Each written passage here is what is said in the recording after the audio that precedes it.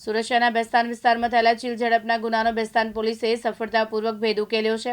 Moped પર આવી ચીલ ઝડપ કરી મહિલાનો પાકીટ જૂટવીને ફરાર થઈ ગયેલા 2 આરોપીને પોલીસે ઝડપી પાડી કાયદેસરની કાર્યવાહી હાથ ધરી છે.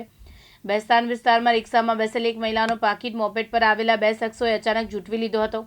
ઘટનાના પગલે મહિલાના ભયનો માહોલ સર્જાયો હતો. આસપાસના લોકોમાં પણ અફરાતફરી મચી ગઈ હતી.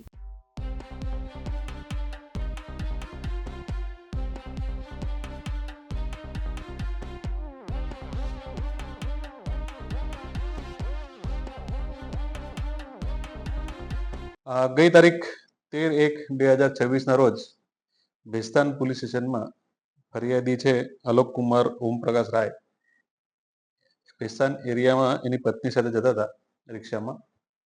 ત્યારે 2 મોપેડ પર આવેલા અજાણ્યા ઈસમોએ ફરિયાદીની પત્નીનું પર્સ છીનવી ચોરી કરેલી. એમાં સોના ચાંદીના દાગીના કુલ 107 ગ્રામ અને રોકડા રૂપિયા 15,000ની અજાણ્યા ઈસમોએ ચોરી કરેલી.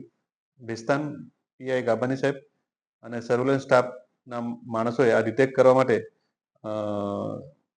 ટેકનિકલ સર્વેલન્સ તથા હ્યુમન સર્વેલન્સથી 2 રીઢા આરોપીઓ મોઇન ઉર્ફે બોબડો સરવરકાર પઠાણ તથા ખાલિદ ઉર્ફે ભાંજા સાજિદ સૈયદની ધરપકડ કરેલી છે અને આ ગુનો ડિટેક્ટ કરેલ છે.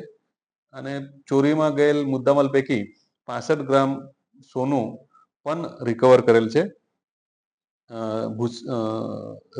છે.